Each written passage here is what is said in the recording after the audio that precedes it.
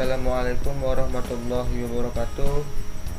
Pada ujian akhir semester dengan mata kuliah Enterprise Information System kali ini, di sini kami dari kelompok yang beranggotakan Refri Martiansa dengan Muhammad Rizky Arahim, yaitu dengan saya sendiri, akan menjelaskan cara menjalankan sistem ERP pada aplikasi Odoo Software. Sebelum kami menjelaskan cara menjalankan sistem ERP pada aplikasi Odoo Software, di sini kami akan menjelaskan deskripsi latar belakang tempat studi kasus yang telah kami tentukan sebagai objek dalam pembuatan sistem ERP dalam bentuk PowerPoint. Dan yang kedua yaitu kami akan menjelaskan pengertian singkat mengenai aplikasi Odoo Software tersebut. Baiklah, kita masuk ke PowerPoint-nya. Sistem ERP pada Odoo Software dengan studi kasus toko kelontong Barasia. Deskripsi dari toko kelontong Barasia tersebut. Toko kelontong Barasia adalah toko yang menjual berbagai macam kebutuhan sehari-hari. Lokasinya dari toko ini tepatnya berada di Jalan Garuda Sakti, kilometer 2, tepat di tepi jalan. Selain itu, jenisnya pun beragam dan lebih lengkap. Produk yang dijual biasanya peralatan dan kebutuhan rumah tangga, seperti beras, bumbu dapur, peralatan mandi, sabun mencuci pakaian, pembersih rumah, dan lain sebagainya. Dari masa ke masa, peminat toko kelontong tetap bertahan dan setia berbelanja di sana. Bukan hanya soal harga, faktor kenyamanan juga menjadi salah satu alasan lainnya. Biasanya, pembeli bisa saling berinteraksi dan mengobrol dengan pemilik toko tersebut, terutama kalangan anak muda. Bahkan jika sudah kenal dekat dengan pemilik toko tersebut, tidak jarang pemilik toko memberikan harga yang spesial dan memberi tempo waktu pembayaran. Selanjutnya kita masuk ke pengertian Odoo Software. Pengertian dari Odoo Software itu sendiri adalah perangkat lunak atau software yang digunakan untuk membantu melakukan perencanaan sumber daya perusahaan atau Enterprise Resource Planning atau ERP. Software ini merupakan sumber terbuka atau open source yang cukup komprehensif. Odoo juga menawarkan banyak rangkaian modul bisnis terintegrasi, Customer Relationship Management atau CRM, ada e-commerce, akuntansi, penagihan, manajemen inventaris, manajemen proyek, manajemen gudang, keuangan manajemen, manufaktur, dan pembelian. Sekian penjelasan singkat mengenai deskripsi dari latar belakang studi kasus yang kami pakai untuk menjalankan sistem ERP pada aplikasi Odoo Software tersebut, dan penjelasan singkat mengenai pengertian dari aplikasi Odoo Software tersebut. Selanjutnya kita masuk ke demo penerapan sistem ERP pada aplikasi Odoo Software tersebut yang dilanjutkan oleh Refri Martiansa.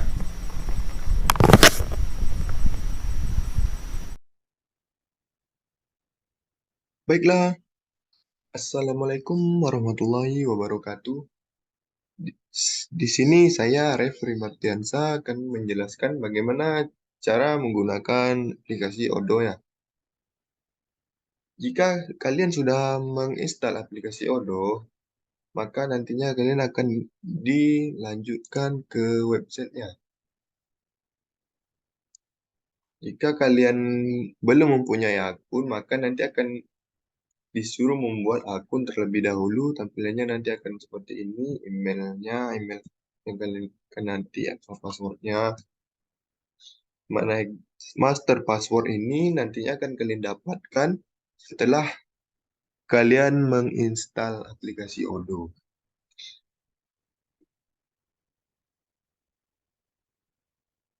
Kalian bisa ikuti saja Nah, bahasanya di sini kalian bisa memilih bahasa apa, Inggris atau Indonesia juga ada di sini. Nah, di sini saya sudah mempunyai dua akun.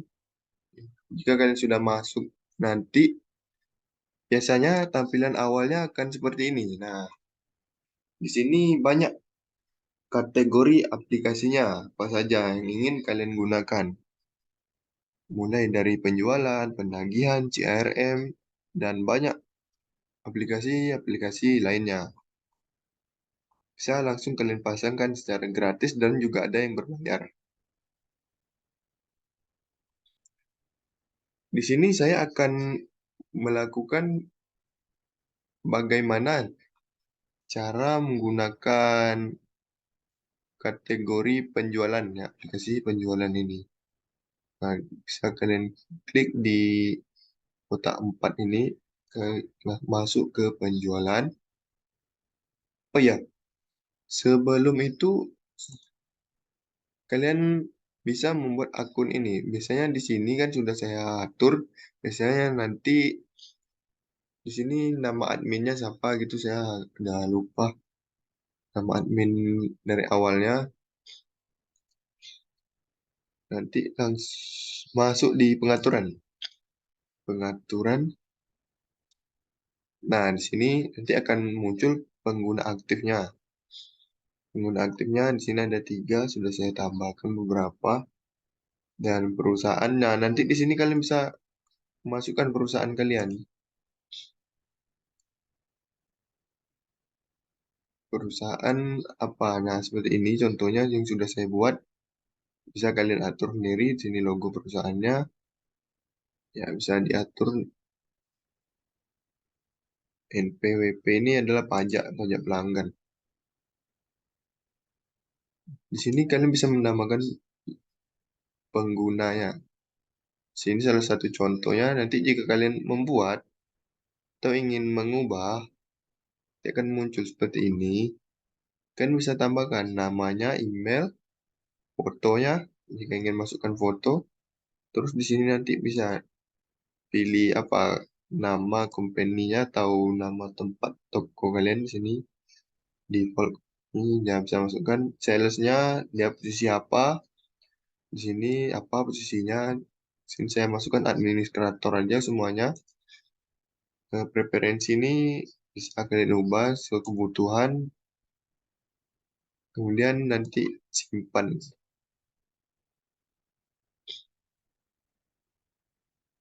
Nah, sini ada 3 akun. Setelah kalian simpan, nanti penggunanya akan bertambah di sini. Nah, selanjutnya kita masuk ke penjualan tadi. Kita kembali ke sini. Pertama, saya ingin menjelaskan bagaimana cara kita menambahkan produk. Nah, produk apa yang ingin kita tambahkan? Seperti yang sudah saya tambahkan, kita bisa buat di sini atau jika ingin merubah, bisa kita klik dulu tadi, lalu kita sunting.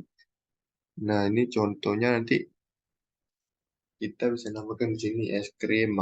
Nah, misalnya es krim apa, kemudian tipe produknya bisa kalian tambah. Kemudian harga di sini misalnya 10.000, pajak pelanggannya bisa kalian masukin jika ingin menambahkan pajak, jika tidak kosongin saja juga bisa. Kategori produk bisa kita masukin di sini es krim atau bisa kita tambahkan apa kategorinya. Kemudian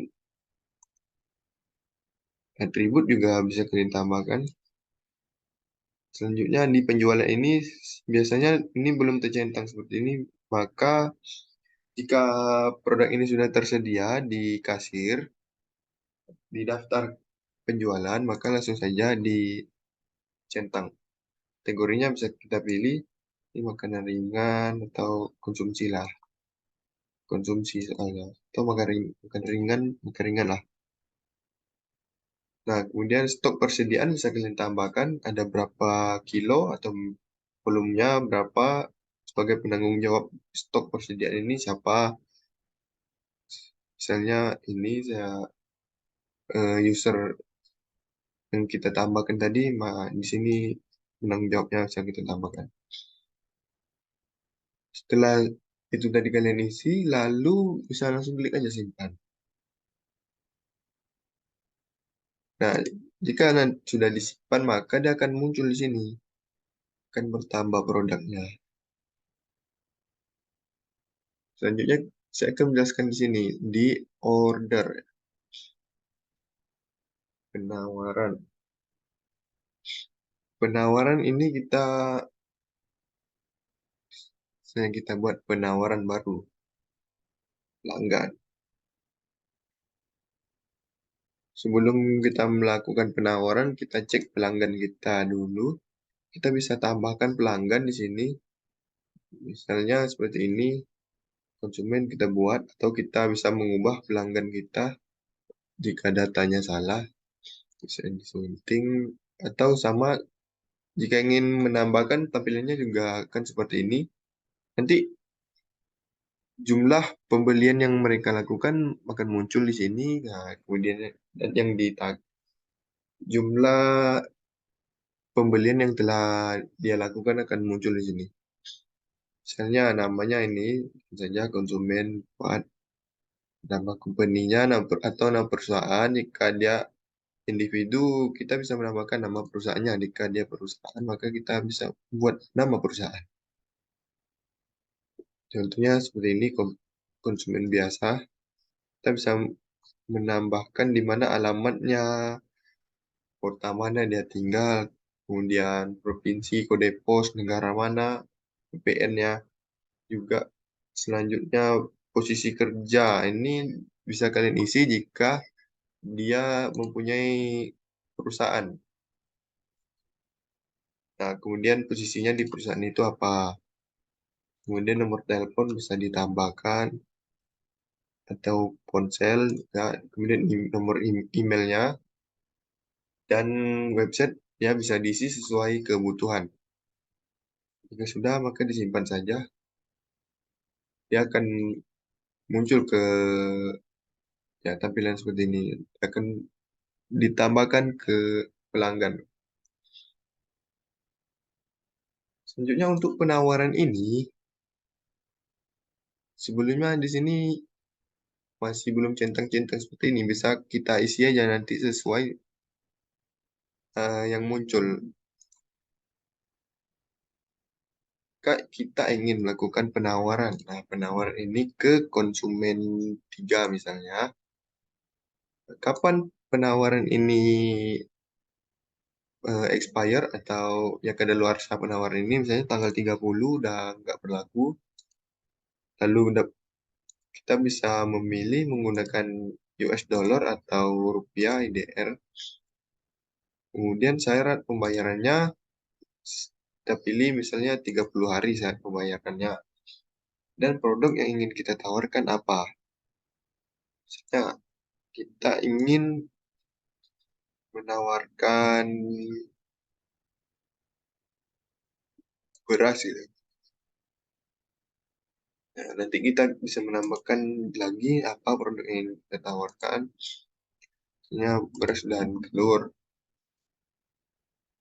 Berasnya misalnya ada di Pelabuhan 5, kemudian telur ada 5 juta. Maka totalnya akan muncul langsung di sini. Kita bisa info lainnya dulu. Kita pilih sini penjual siapa yang sebagai penanggung jawabnya penawaran ini. Misalnya ya Rizky Presale, langsung kita simpan saja.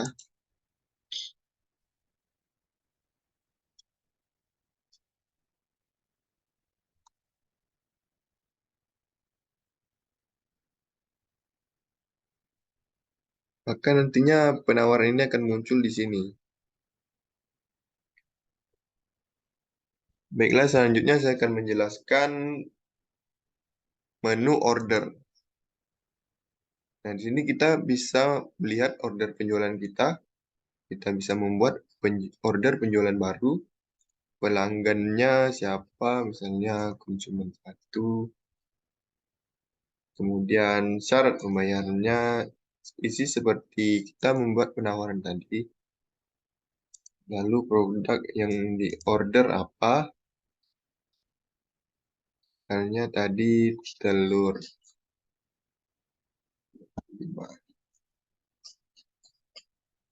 Lalu bisa kita konfirmasi. Kita simpan juga bisa. Jadi kita konfirmasi saja. Jika kita ingin membuat faktur, langsung saja kita klik di sini dan create, kita buat fakturnya. Nah, jika barangnya sudah sampai, maka kita buat fakturnya tadi. Dan muncullah seperti ini. Jika kita konfirmasi, maka maaf, jika kita ingin melakukan pembayaran, maka kita klik konfirmasi. Nah, di sini kita buat pembayaran. Pembayarannya di sini rekening apa, jumlahnya berapa, tanggal pembayaran. Bisa langsung sini sudah saya buat, atau kalian bisa membuat sendiri di sini karena linknya. Jurnalnya di sini akan auto dari nomor rekening. Nomor rekening penerima. Kita buat pembayaran. Jika pembayarannya sudah kita lakukan, maka orderan tadi dikatakan lunas seperti ini. Jika kita ingin mencetaknya, bisa di print komputer, kalian harus terhubung dengan printer.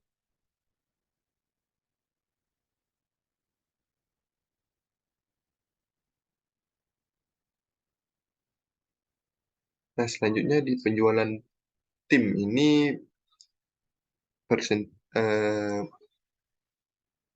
analisa penjualan yang telah dilakukan.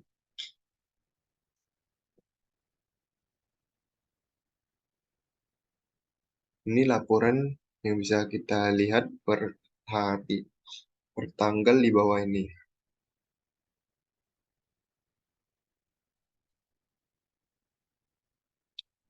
Nah, oke, baiklah. Sampai di situ saja yang saya jelaskan. Terima kasih telah menonton dan saya akhiri. Wassalamualaikum warahmatullahi wabarakatuh.